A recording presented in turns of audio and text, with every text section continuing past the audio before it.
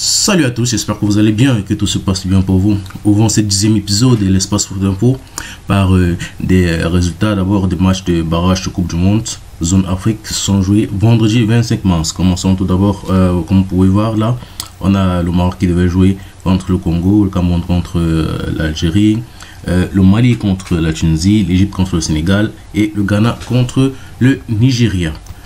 Tout d'abord, on va commencer par justement le match, ce gros choc entre le Cameroun et l'Algérie. Le Cameroun qui recevait l'Algérie à Douala, au stade Japoma.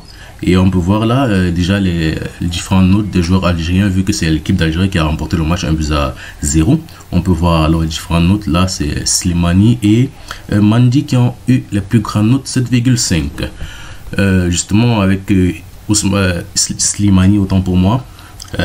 Concernant les différents meilleurs buteurs en qualification de phase Coupe du Monde, on peut voir que Slimani est classé 4e, justement derrière Eto'o, Drogba et Dagano avec 17 buts. On peut voir alors les différentes déclarations d'après-match. Là, on va pas lire toutes les déclarations, il y en a beaucoup. On va lire celle de Riyad Mahrez par exemple. Il dit, je cite, on pense pas que c'est plié. On a gagné avec beaucoup d'envie. Il y a un deuxième match chez Abida. Dans une autre circonstance, rien n'est joué, tout est ouvert, tout reste ouvert. Donc il garde la tête sur les épaules et sait qu'au match retour tout pourra basculer, mais il faut toujours rester concentré pour valider cette qualification en Coupe du Monde. On peut voir là d'autres déclarations. Vous pouvez faire un arrêt sur image pour voir toutes ces déclarations.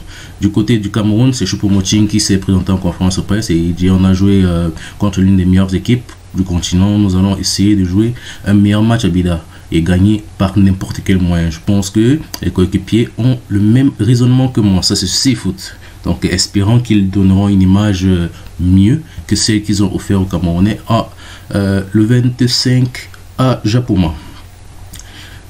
Toujours du côté de Cameroun, c'est avec la sortie du capitaine Aboubakar Vincent qui a été remplacé justement à la mi-temps. Et sur ce remplacement, Rigobert a été questionné justement et il dit Vincent Aboubakar a eu une douleur au talon à la mi-temps. Mais ce n'est rien de grave. Espérons vraiment que ce n'est rien de grave parce que comme on a besoin de tous ces joueurs en pleine forme, déjà que Moumi Gambale n'est pas là, on espère que Aboubakar Vincent pourra tenir sa place. Toujours avec ce match Algérie-Cameroun, on peut voir là déjà une foule immense qui attend justement cette rencontre retour à Bida mardi 29 mars 2022. Du côté de Bida, on peut voir là, il y a une foule qui a eu acheté ses billets. Il y en a qui ont même dormi sur le site pour pouvoir se procurer ce fameux sésame là. Justement, vous pouvez voir le prix du billet qui était laissé à 2000 francs CFA.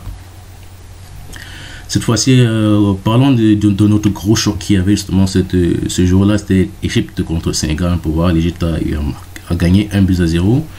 Ce match se jouerait au niveau du Caire et c'était un but contre son camp de Al-Yussi. Espérons que cette mauvaise passe ne va pas, on va dire, le hanter pour pouvoir délivrer une bonne performance à domicile lors du match retour.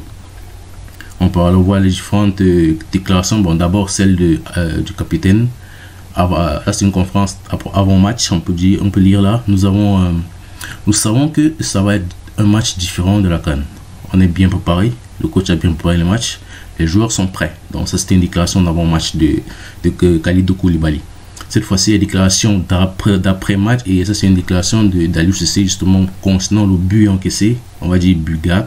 Il dit le but qu'on prend, on ne s'y attendait pas. J'ai l'impression que ce stade-là, il nous fait que des buts gag. Tout en riant bien sûr. Espérons qu'au match retour il n'y aura pas de but gag cette fois-ci.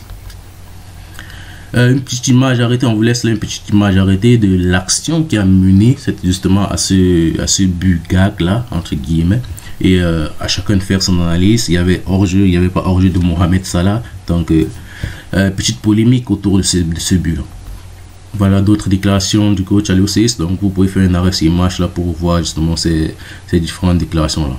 Et on peut voir alors les différents autres résultats de cette journée là. On peut voir le Congo qui a fait match nul au Maroc, le Mali qui a perdu face à la Tunisie, le Ghana qui a fait match nul face au Nigeria. Rendez-vous le 29 mars pour les matchs retour. Maintenant du côté de l'Europe, on va commencer avec cette bombe là, l'Italie qui ne sera pas en Coupe du Monde 2022 et ça c'est une vraie catastrophe pour cette équipe italienne là. car elle a perdu là, comme on peut le voir, 1-0 contre la Macédoine du Nord. On peut le voir là en une du journal Marca, Italie hors du mondial. Et ça fait la deuxième fois consécutive que cette équipe de l'Italie ne sera pas en Coupe du Monde. La dernière fois c'était en 2018 et cette année en 2022 c'est vraiment une catastrophe pour cette équipe là. Espérons qu'ils pourront se relever, aller sur de nouvelles bases et pourquoi pas reformer une bonne équipe et essayer d'avancer dans les différents objectifs qu'ils pourront se fixer. Du côté cette fois-ci de la Macédoine du Nord, c'est le premier ministre justement de la Macédonie qui a eu à faire une petite déclaration. Là il dit il a promis justement aux joueurs de la sélection une prime de 500 000 € en cas de qualification pour la prochaine Coupe du Monde. Ça sera un peu difficile vu que le prochain adversaire de cette équipe de Macédonie là, c'est le Portugal. Donc mine de rien, ça ne sera pas facile, mais espérons que cette prime là, cette promesse de prime là puisse être un boost pour justement, on va dire, les pousser vers cette gagne là contre le Portugal. Mais ça reste à voir car ça sera pas facile. Cette fois-ci, le Pays de Galles jouait toujours contre l'Autriche. Deux joueurs madrilènes étaient, on va dire, opposés. Gareth Bale du côté gallois et Alaba du côté autrichien. Et on va dire là, le Pays de Galles a eu à remporter son match 2-1 avec un doublé magnifique coup franc de, on va dire, comme vous voyez là, Gareth Bale. Et suite aux différentes critiques que Gareth Bale subit des jours des presses, des unes espagnoles, il a eu à répondre justement après cette victoire-là face à l'Autriche. Et on peut voir là, il dit Bale, après être traité de parasite par le journal Marca, je n'ai pas besoin d'envoyer un message. C'est une perte de temps. C'est dégoûtant qu'ils aient honte d'eux-mêmes. Mais encore à juste titre, parce que vu les performances, on ne peut même pas parler de performances vu qu'il ne joue pas. Vu son attitude au sein du club espagnol, tout laisse à croire qu'il y aura un divorce presque né déjà entre le joueur, la presse espagnole et pourquoi pas peut-être le vestiaire même. Toujours avec Gareth Bale, il aurait décidé de prendre sa retraite avec le Pays de Galles si celui-ci ne se qualifie pas pour la Coupe du Monde. On peut alors voir le reste des résultats de cette confrontation là du jeudi 24 mars. On peut voir par exemple le Portugal qui a battu la Turquie 3-1. Le match de l'Écosse et l'Ukraine qui est reporté. Vous savez pourquoi, à cause de cette guerre. Et la Suède qui a battu la République tchèque 1-0. Toujours avec cette partie Europe, cette zone Europe, là on peut voir les différents matchs qui seront programmés mardi 29 mars. La Pologne qui jouera contre la Suède. Le Portugal qui jouera contre la Macédoine du Nord.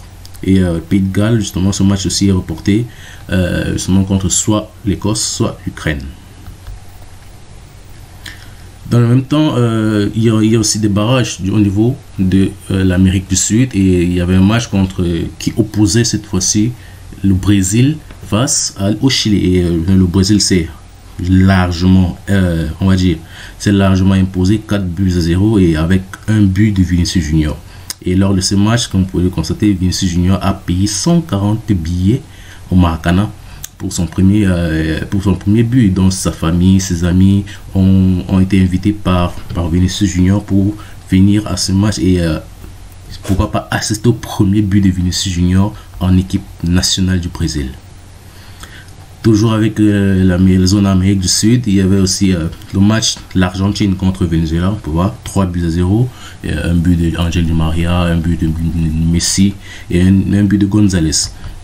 Et on peut voir plusieurs déclarations, mais on ne va pas tous les lire. Vous allez faire des arrêts sur image successifs pour pouvoir lire toutes les déclarations. On va un peu lire celle de Lionel Messi. On a essayé d'aller vite. Le Venezuela était loin derrière en premier mi-temps. On a eu des occasions, mais en seconde, ils se sont davantage ouverts. Ben, c'est normal, vu qu'ils étaient menés, il fallait ouvrir le jeu, il fallait jouer haut pour essayer de marquer. Et en essayant de faire ça, ils ont laissé des espaces derrière pour des joueurs assez rapides, pourquoi pas comme Lautaro Martinez, comme Angel Di Maria et autres.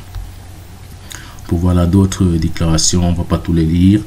Donc vous pouvez faire des arrêts sur image pour justement voir toutes ces déclarations. On va peut-être lire celle de Lionel Messi si encore. Je n'en entendais pas moins du peuple, de l'unité entre le public argentin et cette équipe.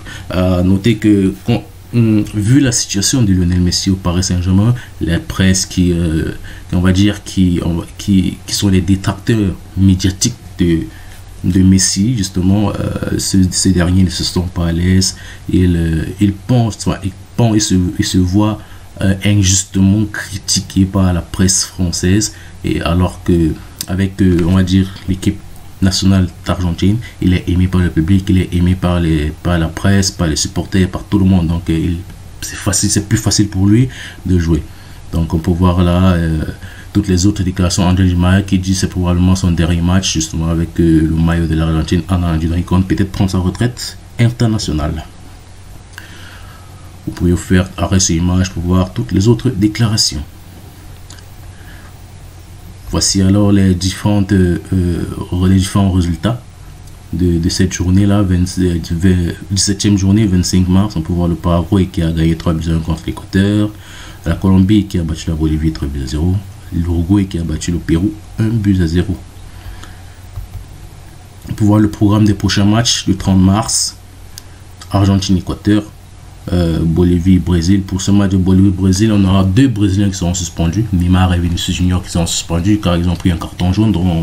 Donc ils pourront déjà rentrer dans leur club respectif car ils ne joueront pas ce match. On a le Pérou qui recevra le Paraguay et le Chili recevra l'Uruguay. En Amérique du Nord, cette fois-ci, c'est le Canada. Voilà, le Canada qui a battu la Jamaïque 4-0, le Costa Rica qui a battu la Slovénie, et les États-Unis justement ont battu le Panama. Le Honduras a perdu contre le Mexique. On peut voir là alors le calendrier du prochain match.